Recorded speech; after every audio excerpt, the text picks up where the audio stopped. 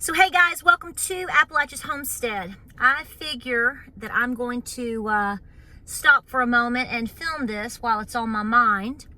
Calm down just a little bit and thought this through. And this is an important message for you today, regardless of who you are, where you live.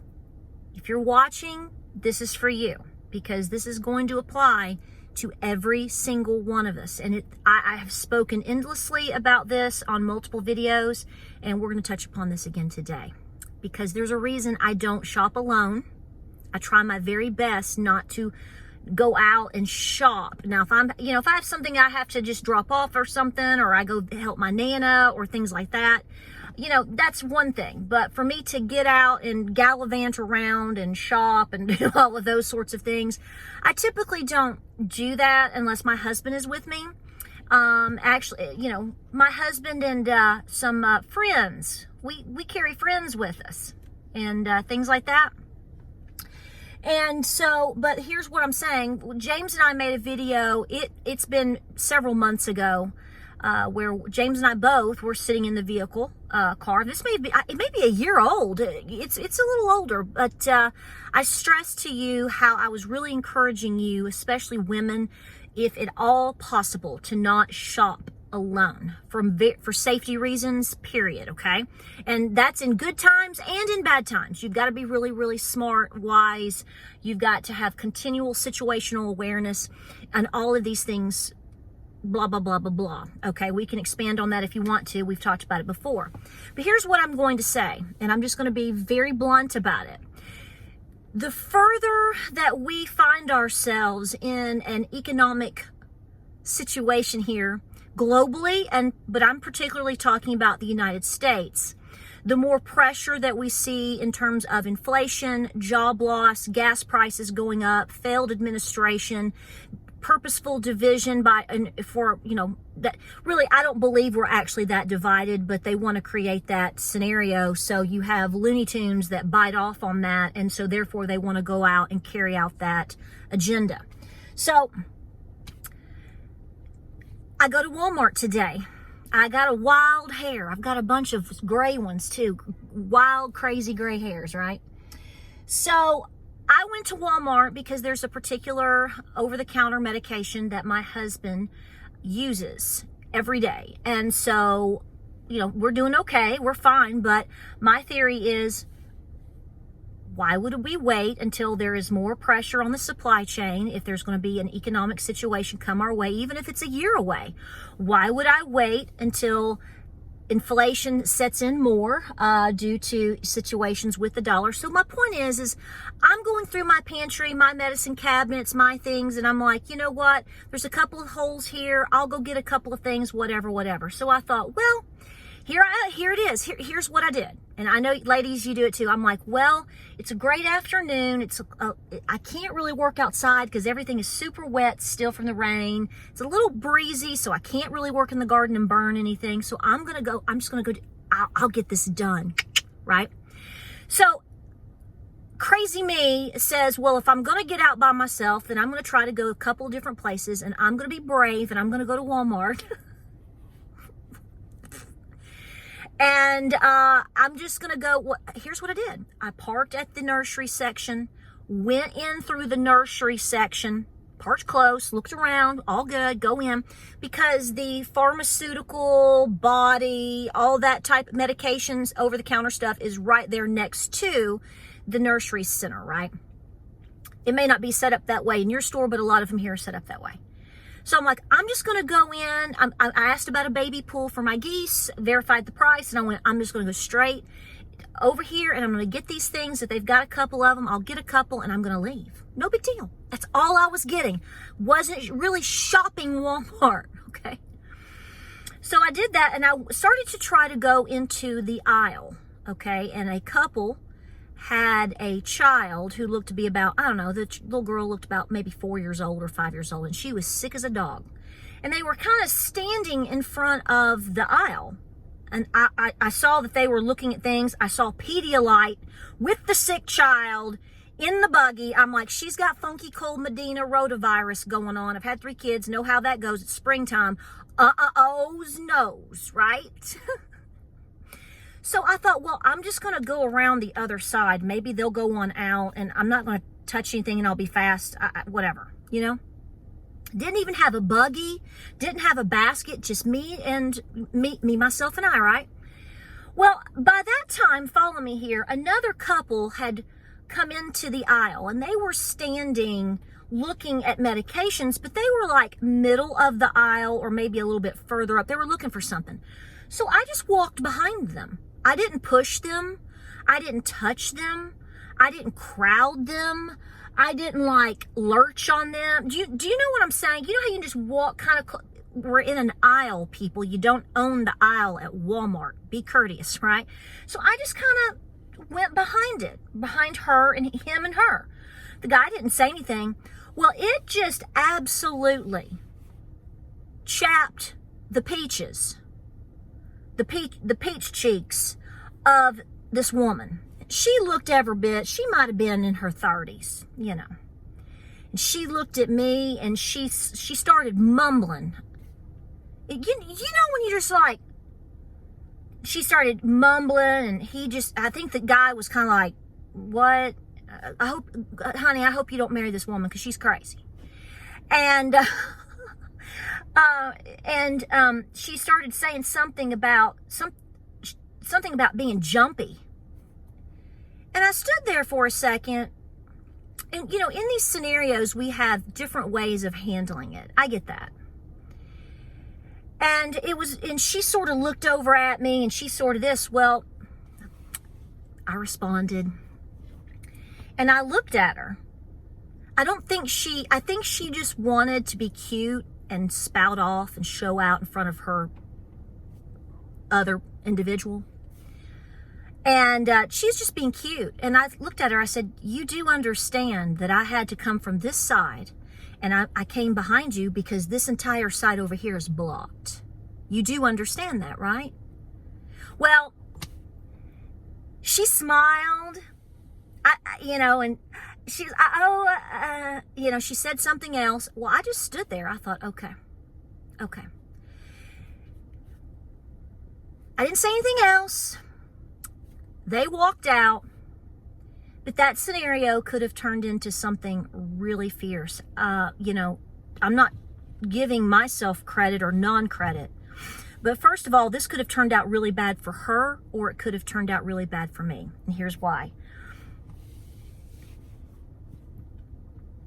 People are losing their tempers. We already know this, and they're being pushed to lose their tempers. My theory is I don't want to go out into public by myself because I don't want to be placed in these scenarios, frankly. I try to, you know what I'm saying? And if I have to go into somewhere, this is why I like having my husband with me, because I will bet you every little dime that I own, had my husband been standing there with me, she wouldn't have done that. That's how a lot of people are.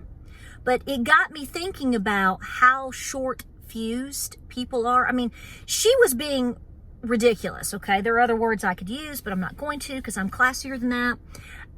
But her showing out could have triggered me, and she has no idea what I'm capable of. She has no idea how I actually would have responded to her. I was actually pretty friendly when she, and I didn't say anything to her until she peeled her eyes back over at me, and I was like, you do understand that, I was like trying to like reasonably, firmly, but nicely explain to her, baby doll, I ain't trying to come up in here and weasel up on you or your little squirrel man here. I'm just looking for this, just like you. My point is, though, she has no guarantees on how I'm going to respond, just like I have no guarantees that she would have or could have said what she said to begin with, and we don't know how each other's going to react. So here's 3 lessons. Number 1, and I thought about this, I thought I should have witnessed to her. But here's the thing, I don't know how she would have responded to that, right? And number 2, Walmart is a losing battle for you to go to. I'm really going to encourage people to try to not go to Walmart. I don't have I'm not trying to be like one of these cancel culture Walmart, but let's be honest here. Nothing good ever goes down at the Walmart. This is why I don't really go anymore, because their prices, frankly, are not any better than most places anymore, and their inventory half the time is horrible. So I got confirmation on that today again. And furthermore, it's like the freaks come out at night are always at the Walmart. When James and I went together, I just did a video talking about some of the items I picked up. We actually did go into the Walmart. This is why I went back, because I was like, well, I'll see if they've got more of this and this, right? Well, they don't. They were sold out. They didn't have what I needed anyway, so all of that for nothing. But when we were leaving Walmart the other day, they were taking down a lady for she was theft. She was stealing stuff. Now, all these things can happen anywhere. I'm not trying to just absolutely beat up on Walmart.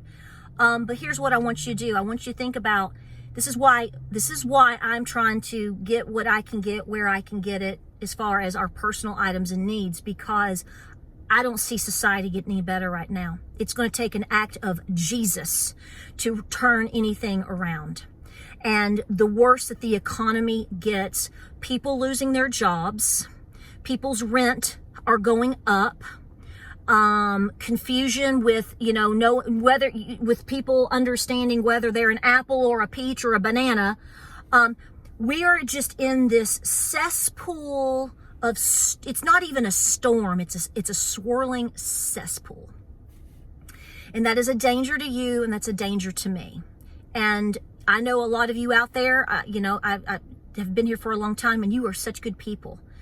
So I just want to really put a spotlight on things are not getting better, and things are actually, in my personal opinion, are becoming riskier and more dangerous. This is why I tell you to train. This is why I tell you about self-defense. This is why, again, this is a reminder for me to keep my cool. Because physically she wasn't a problem, but her boyfriend could have been a problem, or whatever he was. He could have been a problem, because in this society, not all men, okay, my alphas out there, there are respectable alphas out there, you guys are still the hold the line in terms of showing respect for women. Now, I understand there's some women that don't do anything to earn respect. I don't want to get into that debate. Chivalry is not dead, but it can be more difficult to find depending on what you're doing. My point here is there's no telling what he would have done.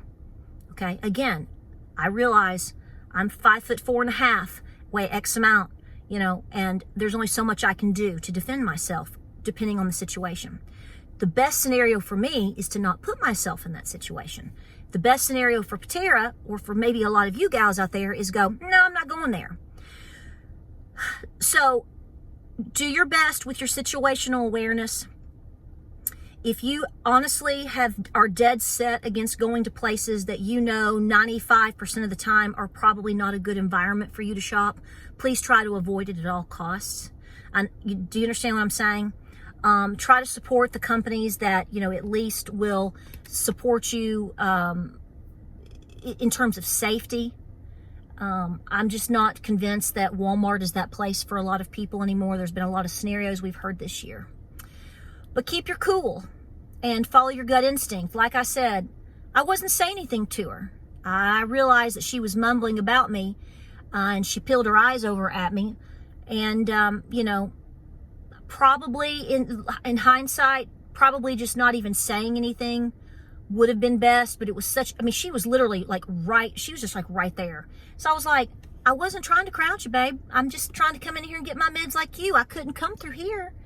So it worked out for me. But I learned a lesson today. I'm not going back to Walmart or any of these big places again alone.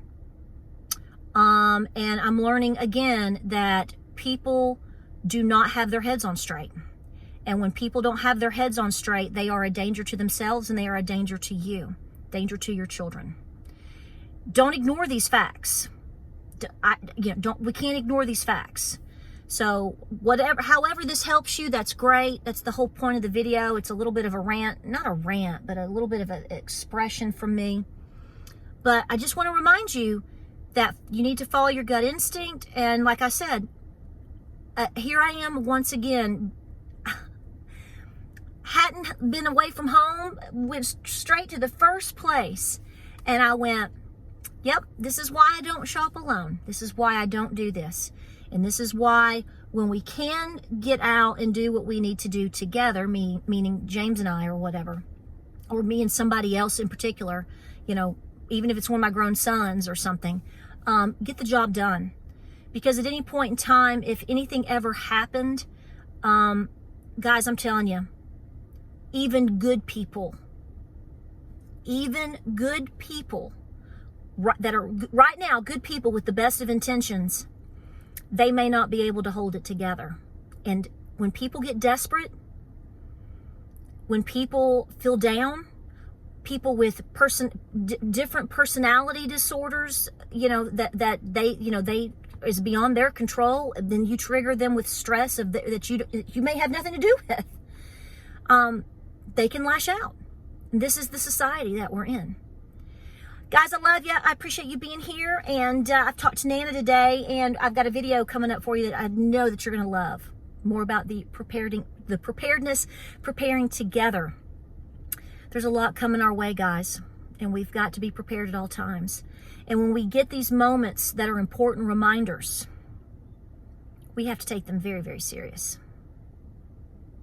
Very, very seriously. Like, subscribe, and share. Appreciate you being here. And guys, be safe. I learned a lot today. Again, big reminder. We'll see you on the next video.